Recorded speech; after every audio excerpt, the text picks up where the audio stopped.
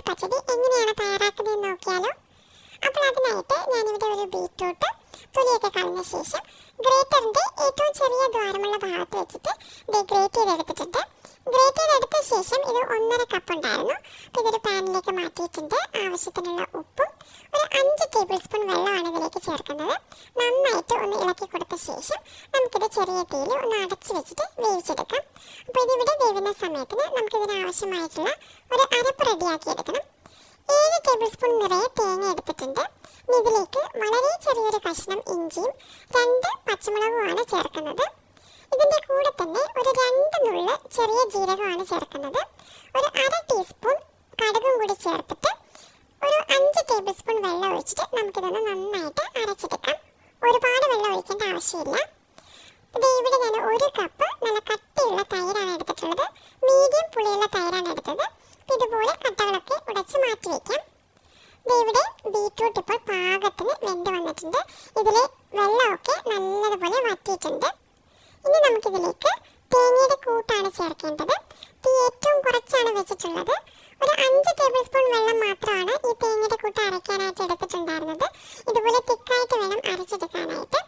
ഒരുപാട് വെള്ളം ഒഴിക്കേണ്ട ആവശ്യമില്ല ഇത് അരയ്ക്കുന്ന സമയത്ത്. അപ്പം നല്ല ഫൈനായിട്ടാണ് തേങ്ങ അരച്ചെടുത്തിട്ടുള്ളത്. ഇനി നമുക്ക് നന്നായിട്ടൊന്ന് ഇളക്കി കൊടുക്കാം. ഇതിപ്പോൾ നല്ല തിക്കായിട്ടിരിക്കുന്നതുകൊണ്ട് ഞാനൊരു 2 ടേബിൾ സ്പൂൺ വെള്ളം കൂടി ചേർത്തിട്ടുണ്ട്. ഇത് ആവശ്യമുണ്ടെങ്കിൽ മാത്രം ഈ വെള്ളം ചേർത്താൽ മതിയാകും. നല്ലതുപോലെ ഒന്ന് ഇളക്കി യോജിപ്പിച്ചെടുത്തിട്ടുണ്ട്. ചെറിയ തീയിൽ ഒരു 3-4 മിനിറ്റ് വെച്ച് ഒന്ന് ഇളക്കി കൊടുത്തു കഴിഞ്ഞാൽ ഈ അരപ്പിൻ്റെ പച്ചമണമൊക്കെ മാറിക്കിട്ടും. ഇനി നമുക്ക് കട്ടകളൊക്കെ ഉടച്ച് വെച്ചിട്ടുള്ള മീഡിയം പുളിയുള്ള തൈരാണ് ചേർക്കുന്നത്. ഇത് 250 ml കപ്പിന് 1 കപ്പ് തൈരാണ് എടുത്തിട്ടുണ്ടായിരുന്നത്. നല്ലതുപോലെ തന്നെ ഇളക്കി യോജിപ്പിച്ചെടുക്കാം. തീ ഏറ്റവും കുറച്ച് തന്നെ വെക്കാനായിട്ട് പ്രത്യേകം ശ്രദ്ധിക്കുക. തൈര് ചേർത്ത് കഴിഞ്ഞാൽ പിന്നെ കൂടുതൽ സമയം തിളപ്പിക്കേണ്ട ആവശ്യമില്ല. ഇതൊന്ന് ചൂടായാൽ മാത്രം മതിയാകും. അപ്പോൾ ഇത് നല്ലതുപോലെ തന്നെ മിക്സ് ചെയ്തെടുക്കുകയാണ്.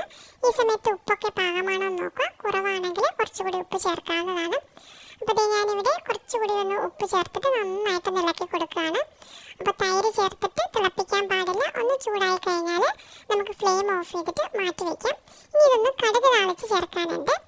അപ്പോൾ ഇവിടെ 2 ടേബിൾ സ്പൂൺ വെളിച്ചെണ്ണ ചൂടാക്കിയിട്ട് 1/2 ടീസ്പൂൺ കടുക് ഒന്ന് പൊട്ടിച്ചെടുക്കുന്നുണ്ട്. ഇതിലേക്ക് 2 ഉണക്കമുളകും കുറച്ച് കറിവേപ്പിലയും കൂടി ചേർത്തിട്ട് ചെറിയ തീയിൽ വെച്ചിട്ട് ഒന്ന് മൂപ്പിച്ചെടുത്തിട്ടുണ്ട്.